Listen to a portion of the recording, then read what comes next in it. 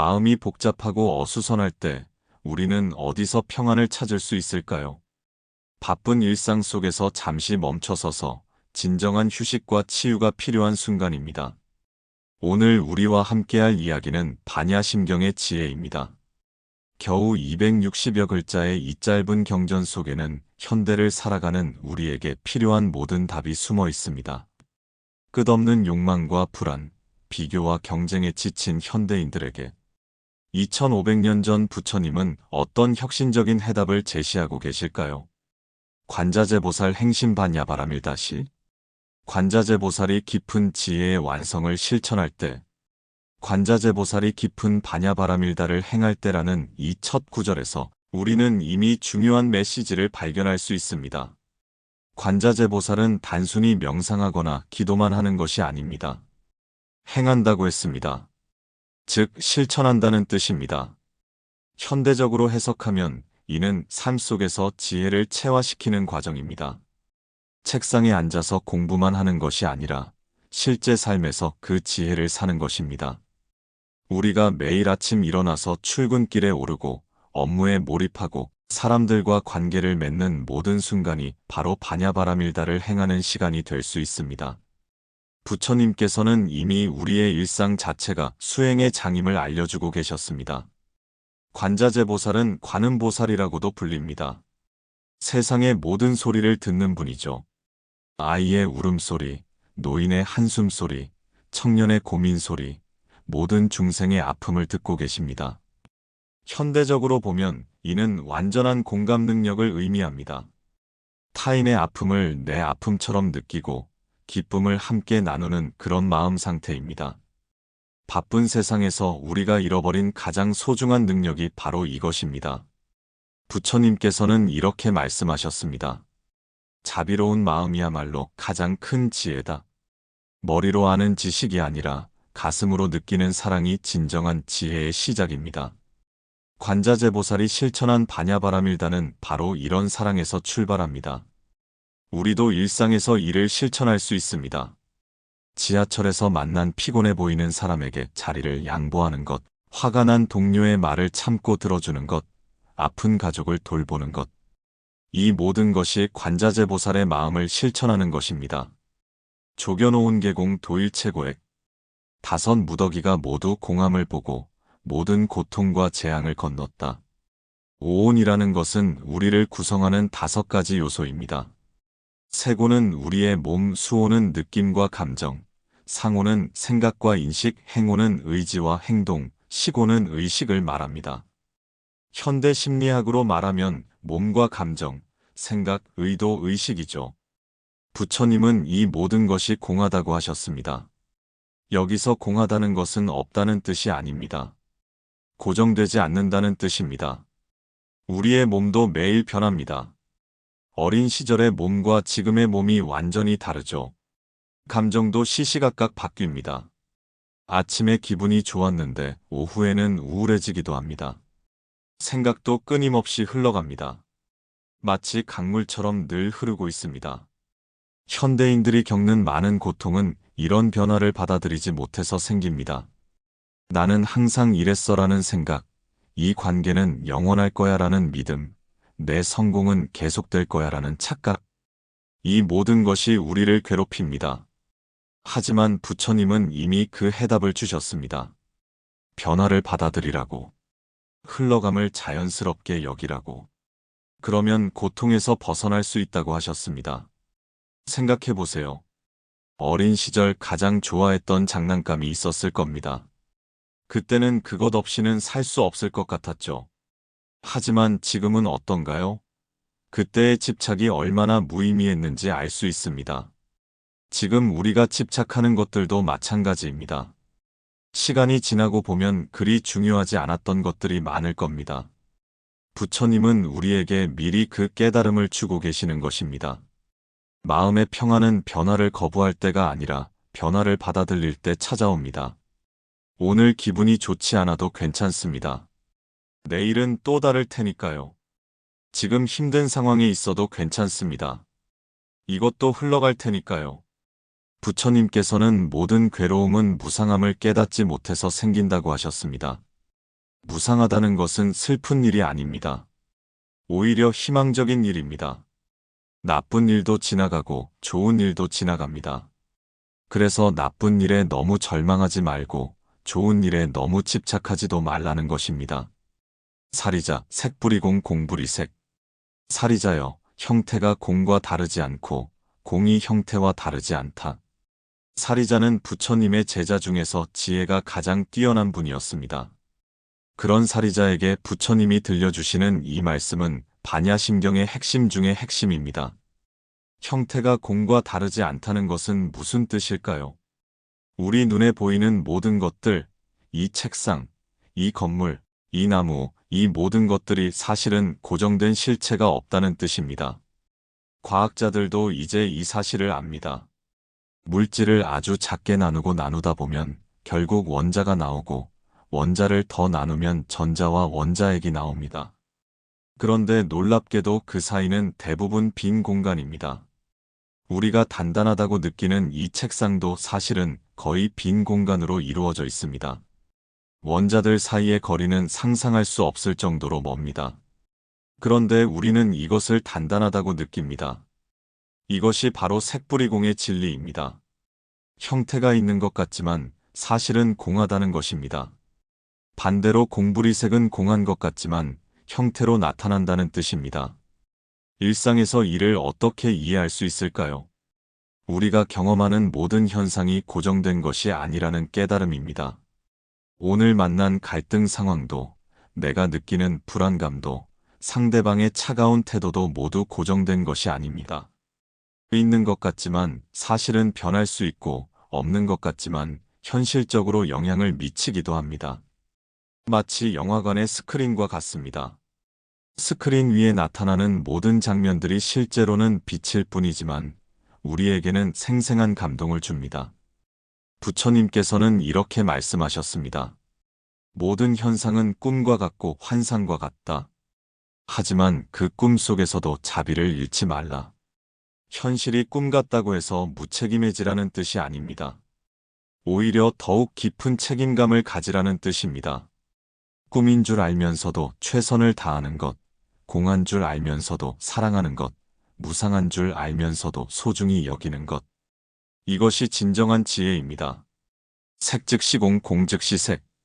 형태가 곧 공이고 공이 곧 형태이다. 이 구절은 앞의 말씀을 더욱 명확하게 해주는 부분입니다. 형태와 공이 서로 다른 두 가지가 아니라 하나라는 것입니다. 마치 동전의 앞면과 뒷면과 같습니다. 현대적으로 해석하면 이는 현상과 본질의 관계를 설명합니다. 우리가 보는 모든 현상들은 본질적으로는 공하지만 그 공함이 바로 현상으로 나타나는 것입니다. 물을 예로 들어보겠습니다. 물은 때로는 얼음이 되고 때로는 수증기가 됩니다. 얼음과 수증기는 전혀 다른 것 같지만 본질적으로는 모두 물입니다. 형태는 다르지만 본질은 같습니다. 우리의 인생도 그와 같습니다. 어린 시절, 청년 시절, 중년, 노년. 모든 모습이 다르지만 본질적으로는 같은 나이입니다. 하지만 동시에 그 나라는 것도 고정된 것이 아니라 끊임없이 변화하는 과정입니다. 이런 깨달음을 얻으면 삶이 훨씬 자유로워집니다. 지금의 어려운 상황에 너무 매여 있지 않게 됩니다. 이것도 변할 수 있다는 것을 알기 때문입니다. 반대로 좋은 상황에 있을 때도 너무 자만하지 않게 됩니다. 이것도 영원하지 않다는 것을 알기 때문입니다. 부처님께서는 집착하지 말라고 하셨습니다. 좋은 것에도 나쁜 것에도 집착하지 말라고 하셨습니다. 모든 것이 변하기 때문입니다. 집착하면 변화를 받아들이기 어려워지고 그러면 고통이 생깁니다. 하지만 집착하지 않는다고 해서 무관심해지라는 뜻은 아닙니다. 최선을 다하되 결과에 집착하지 말라는 뜻입니다. 사랑하되 소유하려 하지 말라는 뜻입니다. 수상행식 역부여시. 느낌, 생각, 의지, 의식도 또한 이와 같다. 앞서 형태에 대해 말씀하셨던 것이 우리의 정신적인 측면에도 똑같이 적용된다는 말씀입니다. 우리의 감정, 생각, 의지, 의식 모두가 형태와 마찬가지로 공한 성질을 가지고 있습니다. 수온, 즉 느낌을 살펴보겠습니다. 기쁨, 슬픔, 분노, 사랑 등 우리가 경험하는 모든 감정들은 얼마나 강렬하게 느껴지든 상관없이 모두 일시적입니다. 아무리 큰 슬픔도 시간이 지나면 누그러집니다. 아무리 강한 분노도 하룻밤 자고 나면 줄어듭니다. 아무리 기쁜 일도 시간이 지나면 기억 속으로 사라집니다. 이것을 깨달으면 감정에 휘둘리지 않게 됩니다. 화가 날 때 이 화도 곧 지나갈 것이다라고 생각할 수 있습니다. 슬플 때 이 슬픔도 영원하지 않다라고 위로할 수 있습니다. 상온, 즉 생각과 인식도 마찬가지입니다. 우리가 가지고 있는 모든 생각과 믿음, 가치관도 고정된 것이 아닙니다. 어린 시절에 옳다고 생각했던 것들이 지금은 틀렸다고 생각되기도 하죠. 이것을 이해하면 다른 사람의 생각을 더 잘 이해할 수 있습니다. 나와 다른 생각을 가진 사람을 적으로 여기지 않게 됩니다. 그 사람도 나처럼 변화하는 과정에 있는 존재라는 것을 알기 때문입니다. 행운, 즉 의지와 행동도 공합니다. 우리가 무엇인가를 하려는 의지도 상황에 따라 바뀝니다. 어제는 하고 싶었던 일이 오늘은 하기 싫어지기도 합니다. 이것을 깨달으면 실패를 두려워하지 않게 됩니다. 지금 실패했다고 해서 영원히 실패자인 것은 아닙니다. 다시 시도할 수 있고 다른 방법을 찾을 수 있습니다. 시곤, 즉 의식도 마찬가지입니다. 우리가 세상을 인식하는 방식도 계속 변합니다. 나이가 들면서 경험이 쌓이면서 같은 것을 보더라도 다르게 보게 됩니다. 부처님께서는 마음이 모든 것을 만든다고 하셨습니다. 같은 상황이라도 마음가짐에 따라 천국이 될 수도 있고 지옥이 될 수도 있습니다. 마음을 바꾸면 세상이 바뀝니다. 사리자, 시제법 공상. 사리자여, 이 모든 존재는 공한 모습이다. 부처님께서는 다시 한번 사리자를 부르시며 강조하십니다. 이 세상의 모든 존재, 모든 현상이 공한 모습이라고 말씀하십니다. 공한 모습이라는 것은 텅 비어 있다는 뜻이 아닙니다. 고정된 실체가 없다는 뜻입니다. 마치 무지개와 같습니다. 무지개는 분명히 보이지만 잡을 수는 없습니다. 햇빛과 물방울이 만나서 생기는 현상일 뿐입니다. 우리의 모든 경험도 그와 같습니다. 분명히 경험하지만 잡을 수는 없습니다. 여러 조건들이 만나서 생기는 현상일 뿐입니다. 예를 들어 우리가 느끼는 행복이라는 감정을 생각해 보세요. 행복이라는 고정된 실체가 어딘가에 있을까요? 아닙니다. 건강한 몸, 따뜻한 관계, 적당한 성취, 평온한 마음 등 여러 조건이 만나면 행복이라는 느낌이 생깁니다. 그 조건들이 바뀌면 행복도 바뀝니다. 그래서 행복을 붙잡으려고 애쓰면 오히려 행복이 멀어집니다. 행복의 조건들을 자연스럽게 만들어가는 것이 더 현명합니다. 부처님께서는 모든 것은 인연으로 생긴다고 하셨습니다. 홀로 존재하는 것은 아무것도 없습니다. 모든 것이 서로 연결되어 있습니다. 내가 지금 여기에 있는 것도 수많은 인연 때문입니다.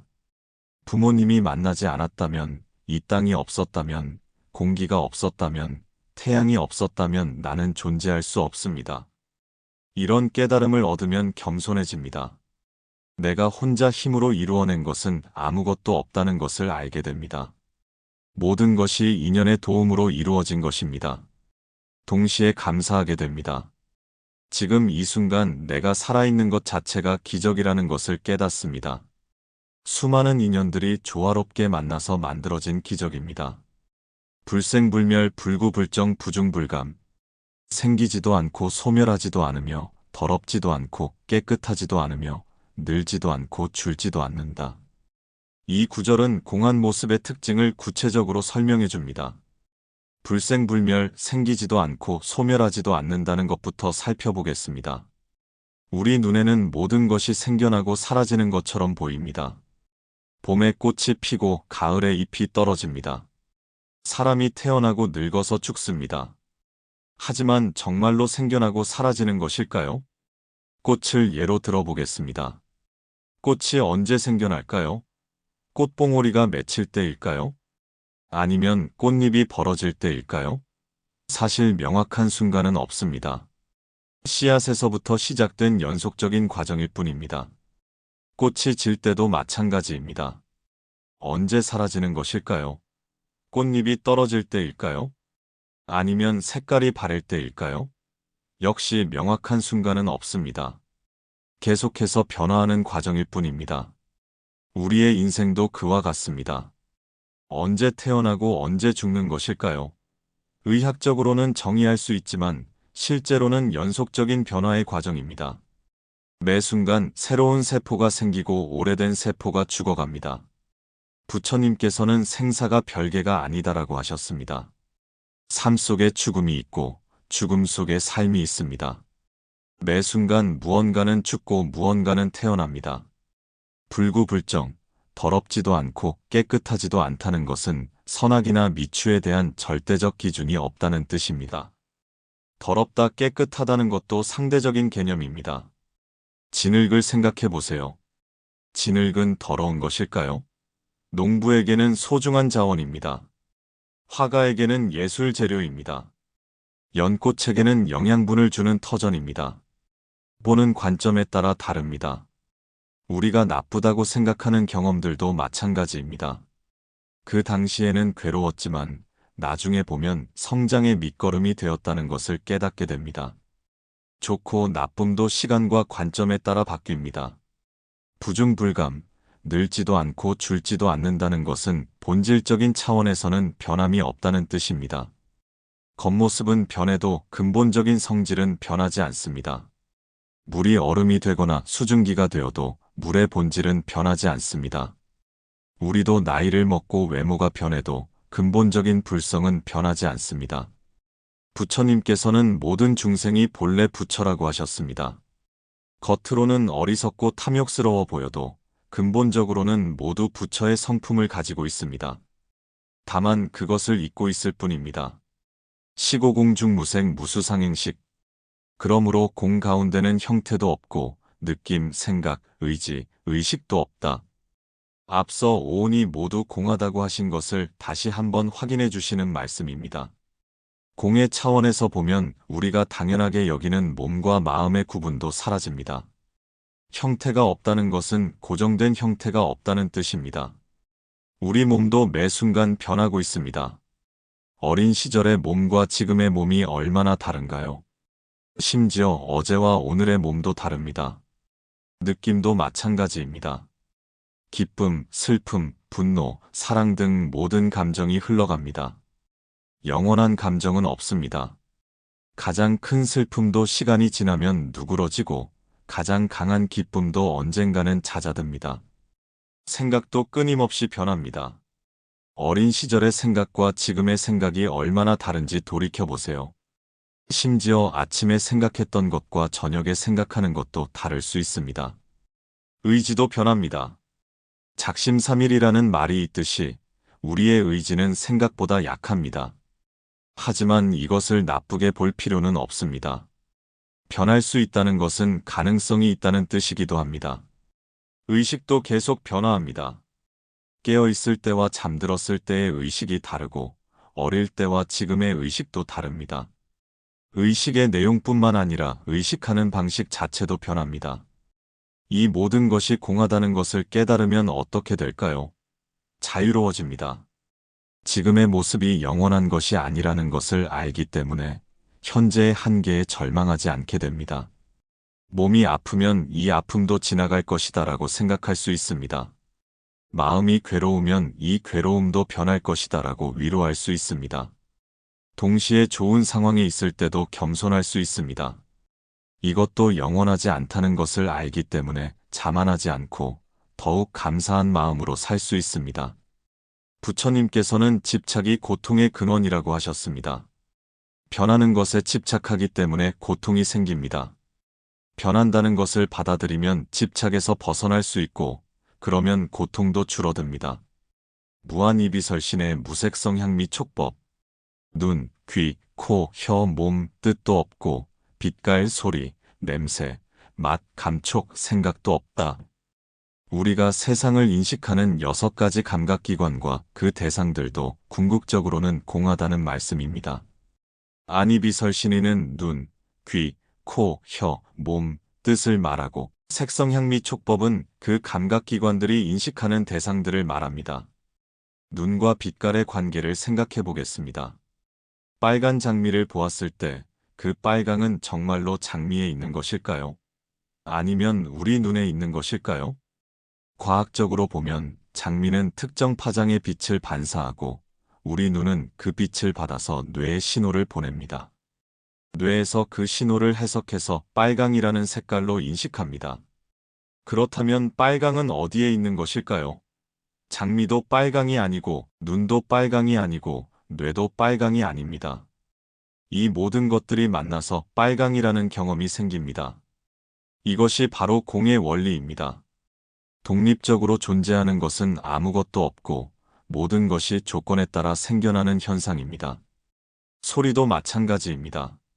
새가 우는 소리를 들었을 때 그 소리는 정말로 새에게서 나오는 것일까요? 새는 공기를 진동시킬 뿐입니다. 우리 귀가 그 진동을 받아서 뇌에 전달하고 뇌가 그것을 새 소리로 해석합니다.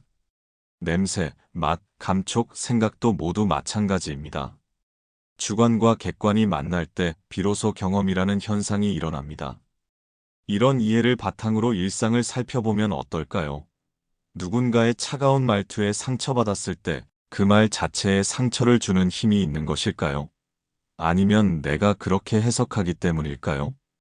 같은 말이라도 누가 하느냐, 언제 하느냐, 어떤 상황에서 하느냐에 따라 전혀 다르게 들립니다.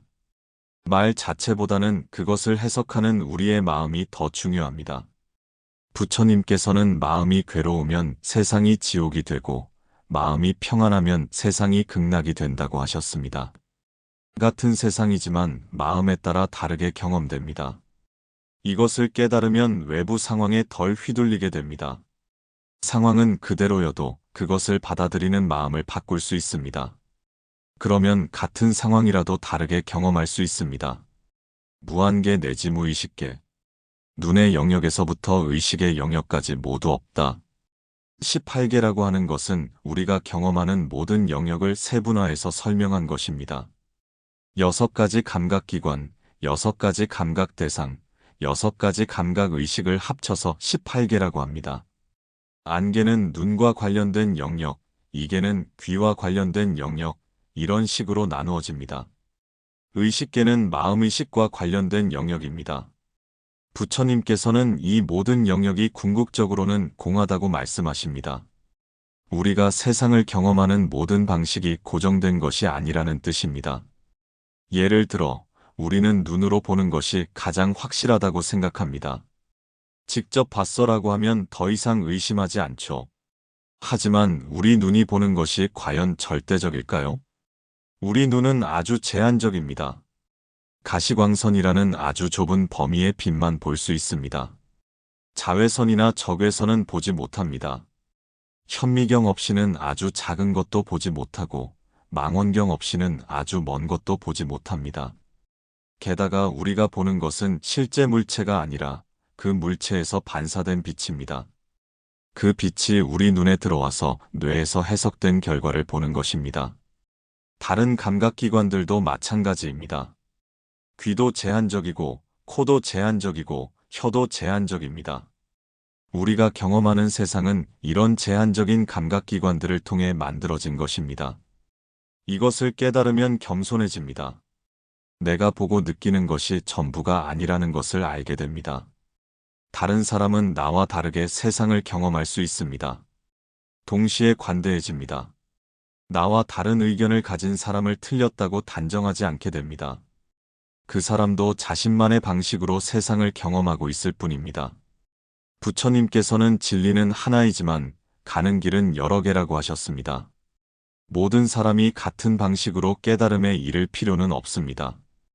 각자의 근기와 인연에 따라 다른 길을 갈 수 있습니다. 무무명 영무무명진. 무명도 없고 무명이 다음도 없다. 여기서부터는 12연기에 대한 말씀입니다. 12연기는 괴로움이 어떻게 생겨나는지를 설명하는 부처님의 가르침입니다. 무명, 행, 식, 명색, 유깁, 촉, 수회, 취, 유, 생, 노사의 12단계로 이루어져 있습니다. 무명은 무지를 말합니다. 진리를 모르는 상태입니다. 일반적으로는 무명이 모든 괴로움의 근본 원인이라고 합니다. 무명 때문에 잘못된 행동을 하게 되고 그것이 업을 만들어서 윤회하게 된다고 설명합니다. 하지만 반야심경에서는 그 무명조차도 궁극적으로는 공하다고 말합니다. 무명이 실제로 존재하는 것이 아니라는 뜻입니다. 이것을 어떻게 이해할 수 있을까요? 어둠을 생각해 보세요. 어둠이라는 것이 실제로 존재할까요? 어둠은 빛이 없는 상태를 가리키는 말일 뿐입니다. 어둠 자체가 존재하는 것이 아닙니다. 무명도 마찬가지입니다. 무명은 지혜가 없는 상태를 가리키는 말일 뿐입니다. 무명 자체가 존재하는 것이 아닙니다. 그래서 없앨 무명도 없다고 하는 것입니다. 그렇다면 지혜란 무엇일까요? 지혜는 새로 얻어야 할 무엇이 아닙니다. 지혜는 우리의 본래 모습입니다. 다만 구름에 가려져서 보이지 않을 뿐입니다. 구름을 걷어내면 본래 있던 태양이 드러나듯이 무명을 걷어내면 본래 있던 지혜가 드러납니다. 하지만 실제로는 구름을 걷어내는 것도 아닙니다. 구름도 태양의 작용으로 생긴 것이기 때문입니다. 부처님께서는 모든 중생이 본래 부처의 성품을 가지고 있다고 하셨습니다. 무명한 중생도 본래는 부처입니다. 다만 그것을 잊고 있을 뿐입니다. 이런 관점에서 보면 수행이라는 것도 달라집니다. 무언가를 새로 얻기 위한 수행이 아니라 본래 모습을 되찾는 수행입니다. 무명을 없애기 위한 수행이 아니라 무명의 본질을 깨닫는 수행입니다. 이것을 깨달으면 수행이 부담스럽지 않게 됩니다. 멀리 가야 할 길이 아니라 이미 도착한 곳임을 깨닫는 일입니다. 무언가를 이루어야 할 일이 아니라 본래 이루어져 있음을 확인하는 일입니다. 내지문호사 영문호사진. 늙음과 죽음까지도 없고 늙음과 죽음이 다음도 없다. 12연기의 마지막 단계인 노사, 즉 늙음과 죽음에 대한 말씀입니다. 일반적으로 우리는 늙음과 죽음을 가장 두려워합니다. 하지만 부처님께서는 늙음과 죽음조차도 궁극적으로는 공하다고 말씀하십니다. 늙음이라는 것이 정말로 있을까요? 언제부터 늙음이 시작되는 것일까요? 20살부터일까요? 30살부터일까요? 사실 우리는 태어나는 순간부터 늙어가고 있습니다. 매 순간 우리의 세포는 죽고 새로 태어납니다. 어제의 몸과 오늘의 몸이 완전히 같은 것은 아닙니다. 그렇다면 언제부터 늙었다고 할 수 있을까요? 늙음이라는 것은 변화를 부정적으로 바라보는 우리의 관점일 뿐입니다. 나이를 먹는다는 것을 늙는다고 할 수도 있고 성숙해진다고 할 수도 있습니다. 같은 현상을 어떻게 바라보느냐의 차이입니다. 죽음도 마찬가지입니다. 죽음이라는 것이 정말로 있을까요? 언제 죽음이 시작되는 것일까요? 심장이 멈출 때일까요? 뇌사 상태가 될 때일까요? 의학적으로는 정의할 수 있지만 실제로는 명확한 경계가 없습니다. 매 순간 우리 몸의 일부는 죽어가고 있습니다. 그리고 새로운 부분이 태어나고 있습니다. 부처님께서는 생사는 꿈과 같다고 하셨습니다. 꿈속에서는 무엇인가 일어나는 것 같지만 깨고 보면 아무것도 일어나지 않았습니다. 생사도 그와 같습니다. 이런 깨달음을 얻으면 죽음에 대한 두려움이 줄어듭니다. 죽을 나라는 고정된 존재가 없다는 것을 알기 때문입니다. 매 순간 죽고 다시 태어나는 과정이 계속될 뿐입니다. 동시에 삶을 더욱 소중히 여기게 됩니다. 지금 이 순간이 얼마나 귀한지 깨닫게 됩니다. 영원할 것이라고 착각하며 함부로 살지 않게 됩니다. 부처님께서는 오늘이 마지막 날인 것처럼 살되 영원히 살 것처럼 배우라고 하셨습니다. 순간순간을 소중히 여기되 계속 성장하라는 뜻입니다. 무고진멸도, 고통도 없고 원인도 없고 소멸도 없고 길도 없다. 사성제에 대한 말씀입니다. 사성제는 부처님께서 깨달으신 4가지 진리입니다. 고는 인생은 괴로움이라는 진리, 집은 괴로움의 원인에 대한 진리, 멸은 괴로움의 소멸에 대한 진리, 도는 괴로움의 소멸에 이르는 길에 대한 진리입니다. 이 사성제는 불교의 핵심 교리입니다. 그런데 반야심경에서는 이런 사성제조차도 궁극적으로는 공하다고 말합니다. 이것이 모순처럼 보일 수 있지만 실제로는 더 깊은 차원의 가르침입니다. 고통이 없다는 것은 괴로움이 없다는 뜻이 아닙니다. 괴로움을 괴로움으로 만드는 우리의 관점을 바꾸라는 뜻입니다. 같은 상황이라도 어떻게 받아들이느냐에 따라 괴로움이 될 수도 있고 성장의 기회가 될 수도 있습니다. 예를 들어 실패를 경험했을 때 그것을 괴로움으로 볼 수도 있고 배움의 기회로 볼 수도 있습니다. 상황은 같지만 받아들이는 마음에 따라 의미가 달라집니다. 원인이 없다는 것도 마찬가지입니다. 괴로움의 원인이라고 여겨지는 것들도 절대적인 것이 아닙니다. 같은 상황에서도 어떤 사람은 괴로워하고 어떤 사람은 평온합니다.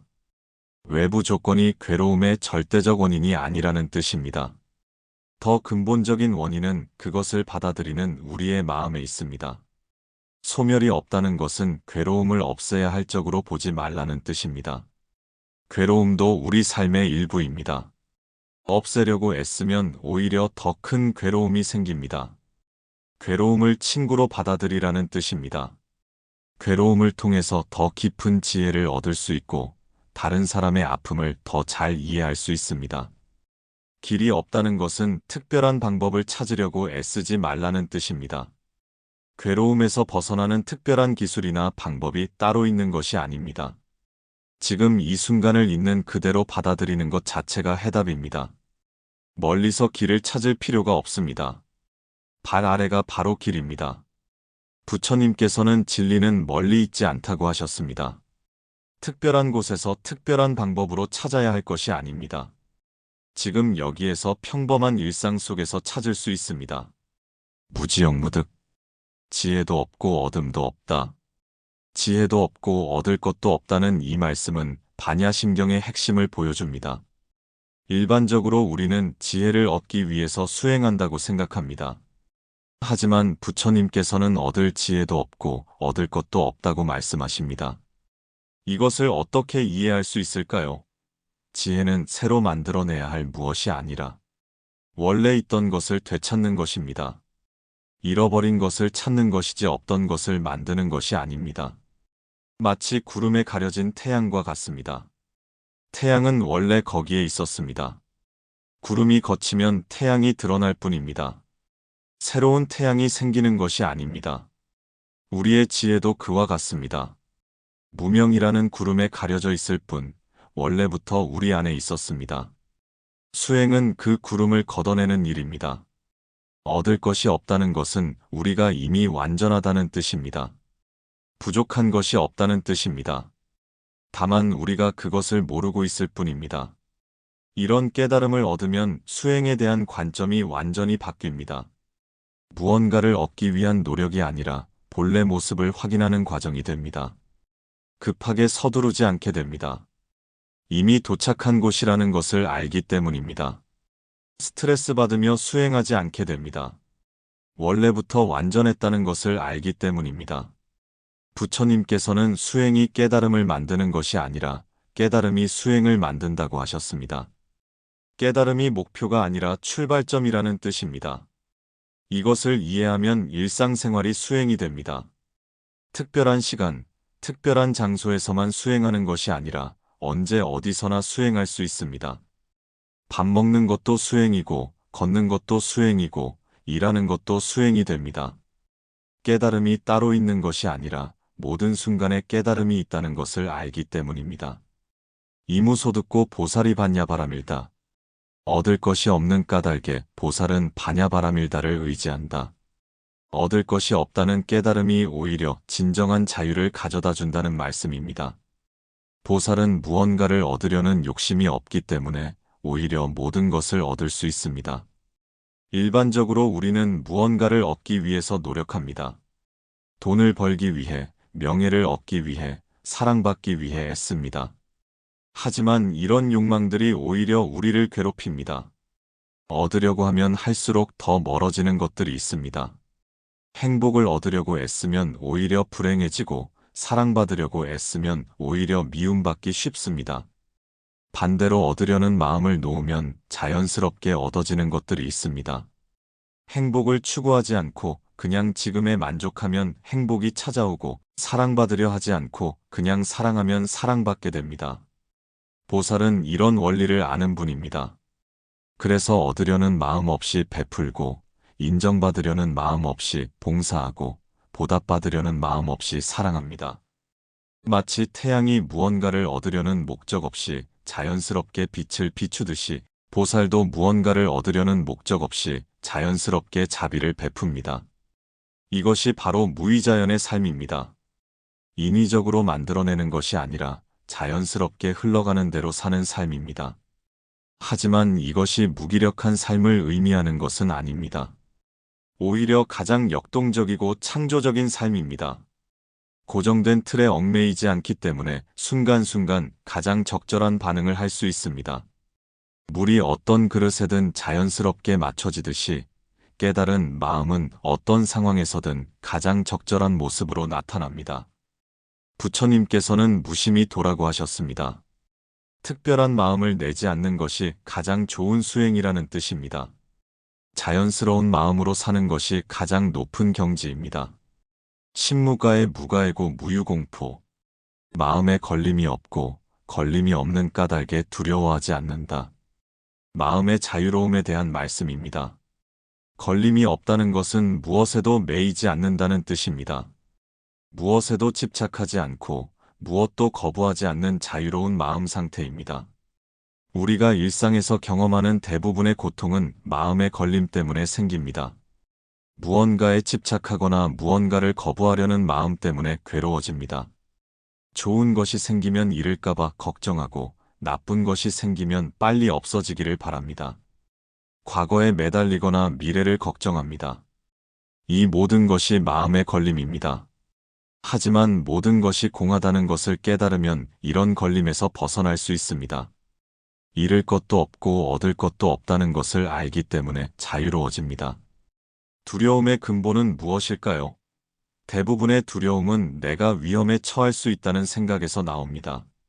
하지만 위험에 처할 나라는 고정된 존재가 없다면 무엇을 두려워할 필요가 있을까요? 물론 상대적인 차원에서는 몸을 보호하고 안전을 지켜야 합니다. 하지만 절대적인 차원에서는 두려워할 것이 없습니다. 본래부터 완전하고 안전하기 때문입니다. 부처님께서는 두려움은 집착에서 나온다고 하셨습니다. 집착할 것이 없으면 두려울 것도 없습니다. 지킬 것이 없으면 빼앗길 것도 없습니다. 이런 마음 상태를 얻으면 삶이 완전히 달라집니다. 외부 상황이 어떻게 변해도 흔들리지 않는 내적 평안을 얻을 수 있습니다. 성공해도 교만하지 않고 실패해도 절망하지 않습니다. 칭찬을 들어도 우쭐하지 않고 비난을 들어도 상처받지 않습니다. 하지만 이것이 무감각해지는 것은 아닙니다. 오히려 더욱 섬세하고 따뜻한 마음을 갖게 됩니다. 자신의 안전에 대한 걱정이 사라지면 다른 사람들에게 더 많은 관심을 기울일 수 있습니다. 원리 일체전도 몽상 구경열반.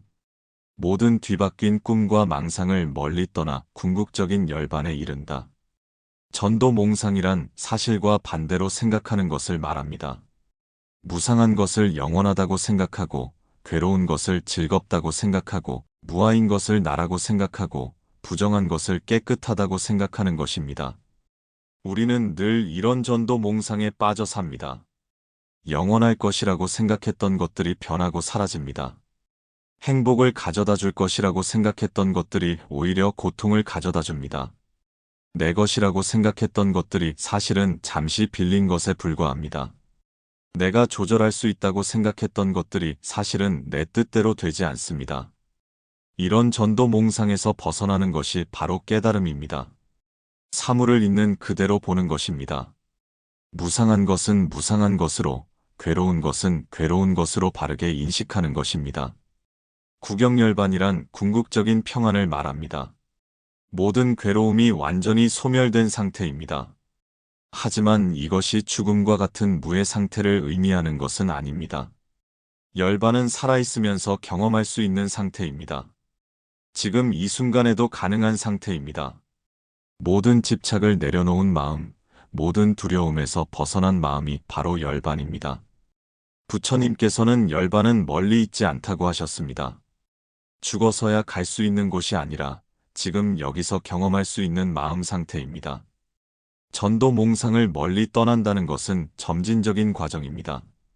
하루아침에 모든 착각에서 벗어날 수는 없습니다. 조금씩 깨달아가는 과정입니다. 하지만 그 과정 자체가 이미 열반입니다. 깨달아가는 매 순간이 이미 구경열반입니다. 목적지에 도착해야만 행복한 것이 아니라 여행하는 과정 자체가 행복인 것과 같습니다. 일상에서 이를 어떻게 실천할 수 있을까요? 작은 집착들을 하나씩 내려놓는 것부터 시작할 수 있습니다.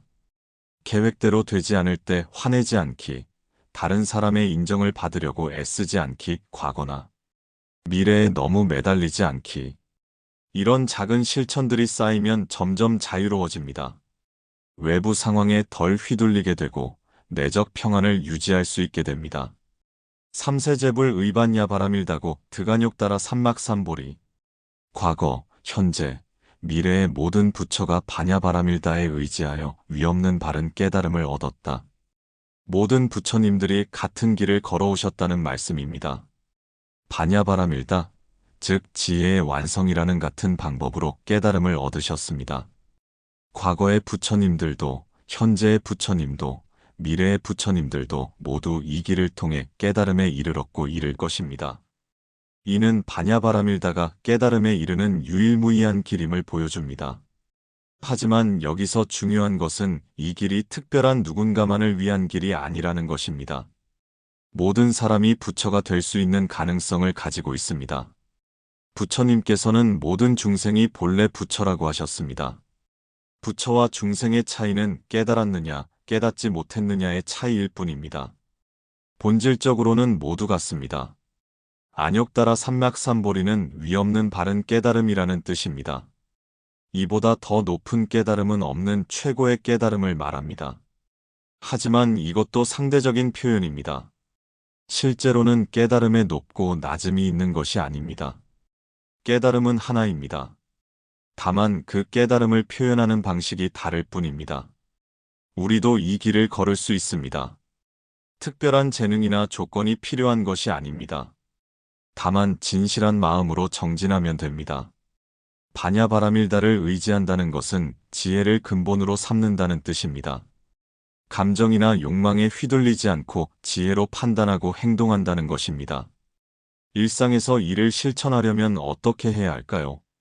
화가 날 때 잠깐 멈춰서 생각해보기, 욕심이 날 때 정말 필요한 것인지 돌아보기, 판단하기 전에 상대방의 입장에서 생각해보기. 이런 작은 실천들이 반야바람일다를 의지하는 것입니다. 특별한 수행법이 따로 있는 것이 아닙니다. 일상 속에서 지혜롭게 사는 것 자체가 수행입니다. 고지반야바람일다, 시대신주, 시대명주, 시무상주, 시무등등주. 그러므로 반야바람일다는 위대한 진언이며 밝은 진언이며 위없는 진언이며 견줄 것 없는 진언이다. 반야바람일다 자체가 하나의 신비로운 진언이라는 말씀입니다. 진언이란 진실한 말, 거짓이 없는 말을 뜻합니다. 반야바람일다 전체가 하나의 살아있는 진실입니다. 위대한 진언이라고 한 것은 그 효과가 크기 때문입니다. 반야바람일다를 체득하면 모든 괴로움에서 벗어날 수 있습니다. 이보다 더 위대한 일이 어디 있겠습니까? 밝은 진언이라고 한 것은 무명을 밝혀주기 때문입니다. 어둠 속에서 헤매던 사람에게 밝은 등불과 같은 역할을 합니다. 진리의 빛으로 무지의 어둠을 몰아냅니다. 위없는 진언이라고 한 것은 이보다 더 높은 가르침이 없기 때문입니다. 반야바람일다는 모든 법문의 정수입니다. 부처님 가르침의 핵심이 모두 들어 있습니다. 견줄 것 없는 진언이라고 한 것은 세상의 어떤 것과도 비교할 수 없는 가치가 있기 때문입니다. 재물이나 명예, 권력 같은 것들과는 차원이 다른 보물입니다. 하지만 이런 진언의 힘은 단순히 염송한다고 해서 나타나는 것이 아닙니다. 그 의미를 깊이 이해하고 삶 속에서 실천할 때 비로소 힘을 발휘합니다. 마치 약을 먹는 것과 같습니다. 아무리 좋은 약이라도 먹지 않으면 효과가 없습니다. 반야바람일다도 마찬가지입니다. 이해하고 실천해야 효과가 나타납니다. 진언의 참된 의미는 무엇일까요? 그것은 진실을 말하는 것, 진실을 사는 것입니다. 말과 행동이 일치하는 것입니다.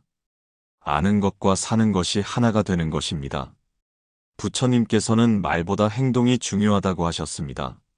아무리 좋은 말을 해도 실천하지 않으면 의미가 없습니다. 반대로 말은 적어도 진실하게 살면 그 자체가 가르침이 됩니다. 우리의 삶 전체가 하나의 진언이 될 수 있습니다. 말뿐만 아니라 행동, 생각, 마음가짐. 모든 것이 진실과 자비의 바탕을 둔다면 우리 자체가 살아있는 진언이 됩니다. 능제일체고 진실불허. 모든 고통을 없애주니 진실하여 거짓이 없다. 반야바라밀다의 효과에 대한 확신을 보여주는 말씀입니다. 정말로 모든 고통을 없애줄 수 있다는 것입니다. 이는 단순한 위안이나 희망사항이 아닙니다. 하지만 여기서 말하는 고통을 없앤다는 것은 어떤 의미일까요?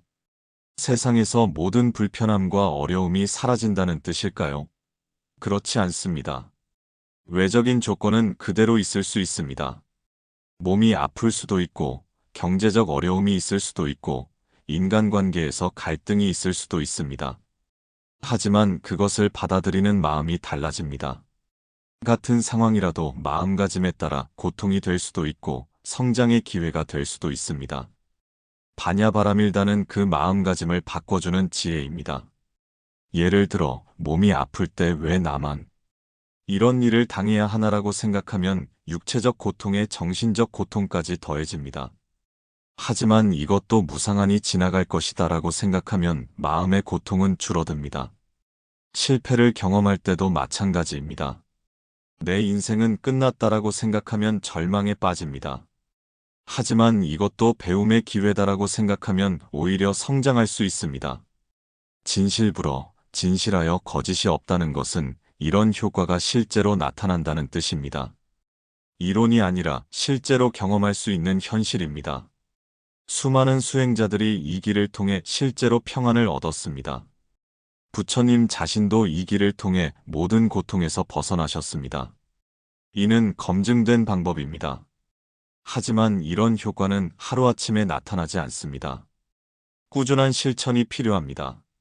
마치 근육을 기르는 것과 같습니다.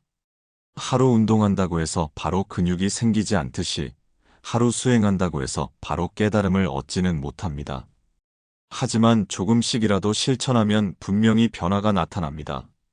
예전 같으면 화를 냈을 상황에서 참을 수 있게 되고 예전 같으면 절망했을 일에 희망을 찾을 수 있게 됩니다. 이런 작은 변화들이 쌓이면 큰 변화가 됩니다. 어느 순간 자신도 모르게 완전히 다른 사람이 되어 있을 것입니다.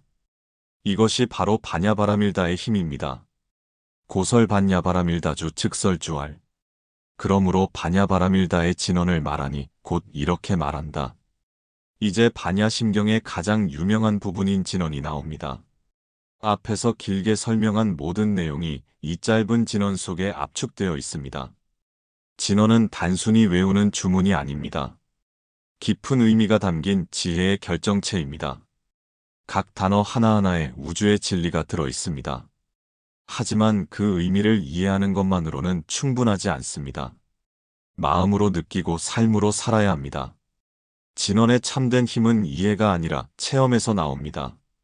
진언을 염송할 때는 그 의미를 생각하며 천천히 마음을 모아야 합니다. 기계적으로 반복하는 것이 아니라 하나하나 음미하며 마음에 새겨야 합니다. 때로는 소리내어 염송하고 때로는 마음속으로 조용히 되뇌어 봅니다. 때로는 그 의미를 깊이 관상하고 때로는 그냥 느낌으로만 받아들입니다. 중요한 것은 형식이 아니라 마음입니다. 진실한 마음으로 받아들이면 어떤 방식이든 효과가 있습니다. 형식적으로 하면 아무리 많이 해도 별 효과가 없습니다. 부처님께서는 마음이 모든 것을 만든다고 하셨습니다. 진언도 마찬가지입니다. 어떤 마음으로 하느냐가 가장 중요합니다. 경건한 마음으로 하면 경건한 효과가 나타나고 간절한 마음으로 하면 간절한 효과가 나타납니다. 감사한 마음으로 하면 감사한 일들이 일어납니다. 아제아제 바라아제 바라승아제 모지사바. 가라, 가라, 저 언덕으로 가라, 함께 저 언덕으로 가라. 깨달음이여 완성되리라. 반야심경의 마지막 진언입니다. 이 간단한 말 속에는 깊은 의미가 담겨 있습니다. 아재는 가라는 뜻입니다. 첫 번째 아재는 지금 있는 곳을 떠나라는 의미입니다. 우리가 지금 머물러 있는 무명과 고통의 세계를 떠나라는 것입니다. 두 번째 아재는 계속 가라는 뜻입니다. 한 번 떠났다고 끝이 아닙니다. 계속해서 나아가야 합니다. 수행은 일회성이 아니라 지속적인 과정입니다. 바라아제는 저 언덕으로 가라는 뜻입니다. 여기서 저 언덕은 깨달음의 세계, 해탈의 세계를 의미합니다. 고통의 이쪽 언덕에서 평안의 저쪽 언덕으로 건너가라는 것입니다. 하지만 이 언덕과 저 언덕도 궁극적으로는 하나입니다. 다른 곳으로 가는 것이 아니라 관점을 바꾸는 것입니다. 같은 자리에서 다른 세계를 보는 것입니다. 바라승아제는 함께 저 언덕으로 가라는 뜻입니다. 나 혼자만의 해탈이 아니라 모든 중생과 함께하는 해탈을 의미합니다. 보살의 마음은 자신만 편안하면 되는 것이 아닙니다. 모든 존재가 함께 행복해야 한다고 생각합니다. 이것이 바로 대승불교의 정신입니다. 일상에서 이를 어떻게 실천할 수 있을까요? 내가 깨달은 것을 다른 사람과 나누는 것입니다. 내가 얻은 평안을 혼자 간직하지 않고 주변 사람들에게도 전해주는 것입니다. 말로 가르치려 하지 않아도 됩니다. 그냥 평안한 모습을 보여주는 것만으로도 충분합니다. 내가 변하면 주변 사람들도 자연스럽게 영향을 받습니다. 모지사바하는 깨달음이여 완성되리라는 뜻입니다. 이는 간절한 기원이면서 동시에 확신에 찬 선언입니다. 깨달음이 완성되리라는 것은 미래의 일이 아닙니다. 지금 이 순간에도 깨달음은 완성되고 있습니다. 매 순간이 깨달음의 완성입니다. 하지만 동시에 깨달음은 영원한 과정이기도 합니다. 한 번 깨달았다고 끝이 아닙니다. 매 순간 새롭게 깨달아야 합니다. 이 진언을 염송할 때마다 우리는 새로운 출발을 하는 것입니다. 어제의 나를 떠나 오늘의 새로운 나로 태어나는 것입니다. 마무리 마이너스 일상으로 돌아가는 지혜. 이제 반야심경의 여행이 끝나갑니다. 하지만 진정한 여행은 이제부터 시작입니다. 일상으로 돌아가서 이 지혜를 살아가는 것이 진짜 수행입니다. 부처님께서는 수행은 특별한 곳에서 하는 것이 아니라 일상에서 하는 것이라고 하셨습니다. 가정에서, 직장에서, 거리에서 모든 곳이 수행의 장소입니다. 아침에 일어날 때부터 밤에 잠들 때까지 모든 순간이 깨달음을 실천하는 기회입니다. 밥 먹는 것도 수행이고, 일하는 것도 수행이고, 쉬는 것도 수행입니다. 화가 날 때 반야심경의 지혜를 기억해 보세요. 이 화도 공하다. 잠시 일어났다가 사라질 것이다. 그러면 화가 덜 나고 더 빨리 가라앉습니다. 기쁜 일이 있을 때도 마찬가지입니다. 이 기쁨도 무상하다. 영원하지 않다. 그러면 기쁨에 너무 들뜨지 않고 평정심을 유지할 수 있습니다. 어려운 일을 만날 때는 이것도 인연이다. 나를 성장시켜주는 기회다라고 생각해 보세요. 그러면 같은 어려움도 다르게 받아들일 수 있습니다. 다른 사람과 갈등이 생길 때는 저 사람도 나와 같은 중생이다. 나와 다를 바 없이 행복을 원하고 고통을 싫어한다고 생각해 보세요. 그러면 분노가 자비로 바뀝니다. 성공했을 때는 겸손하고 실패했을 때는 용기를 잃지 마세요. 성공도 실패도 모두 일시적인 현상입니다. 영원한 성공도 없고 영원한 실패도 없습니다. 건강할 때는 감사하고 아플 때는 참고 견디세요. 건강도 병도 모두 무상합니다. 건강을 당연하게 여기지 말고 병을 절망적으로 받아들이지도 마세요. 돈이 있을 때는 베풀고 없을 때는 만족하세요. 돈은 수단일 뿐 목적이 아닙니다. 돈이 많다고 반드시 행복한 것도 아니고 적다고 반드시 불행한 것도 아닙니다. 사랑받을 때는 감사하고 미움받을 때는 이해하려 노력하세요. 사랑도 미움도 상대방의 마음에서 나오는 것입니다. 내가 완전히 통제할 수 있는 것이 아닙니다. 칭찬받을 때는 겸손하고 비난받을 때는 반성하세요. 칭찬에 교만해지거나 비난에 상처받지 마세요. 둘 다 타인의 평가일 뿐 내 본질을 바꾸지는 못합니다. 젊을 때는 열정적으로 살고 늙어서는 지혜롭게 사세요. 하지만 젊음에 자만하거나 늙음을 한탄하지는 마세요. 모든 연령에는 그 나름의 아름다움이 있습니다. 부모로서는 사랑으로 키우고 자녀로서는 효성으로 섬기세요. 하지만 소유하려 하지 말고 집착하지도 마세요. 부모와 자녀도 각각 독립된 존재입니다. 친구와는 진실하게 지내고 적과는 원한을 갖지 마세요. 친구도 적도 모두 인연에 따라 만나고 헤어지는 관계입니다. 영원한 친구도 없고 영원한 적도 없습니다. 가르칠 때는 겸손하게 가르치고 배울 때는 열린 마음으로 배우세요. 가르치는 사람도 배우고 배우는 사람도 가르칩니다. 모든 만남이 서로 배우는 기회입니다. 이 모든 것이 반야심경의 지혜를 일상에서 실천하는 방법들입니다. 특별한 기술이나 복잡한 이론이 필요한 것이 아닙니다. 그냥 마음을 바꾸면 됩니다. 마음이 바뀌면 세상이 바뀝니다. 세상을 바꾸려 하지 말고 마음을 바꾸세요. 그러면 저절로 세상이 다르게 보일 것입니다. 부처님께서는 하루라도 지혜롭게 사는 것이 100년을 어리석게 사는 것보다 낫다고 하셨습니다. 지금부터라도 지혜롭게 살기 시작하세요. 완벽해질 때까지 기다리지 마세요. 지금 이 순간부터 시작하세요. 작은 것부터 하나씩 바꿔나가세요. 그러면 언젠가는 완전히 다른 사람이 되어 있을 것입니다. 반야심경의 마지막 진언을 다시 한번 마음으로 되새겨보세요. 아제아제 바라아제 바라승아제 모지사바. 가세요. 지금 있는 곳을 떠나세요. 무명과 고통의 세계를 떠나세요. 계속 가세요. 멈추지 말고 계속 나아가세요. 저 언덕으로 가세요. 깨달음과 평안의 세계로 가세요. 함께 가세요. 혼자만 가지 말고 모든 중생과 함께 가세요. 깨달음이여 완성되리라. 반드시 깨달음을 이루리라. 이 진언이 여러분의 마음에 깊이 새겨지기를 바랍니다. 이 진언과 함께 평안한 휴식을 취하시기 바랍니다.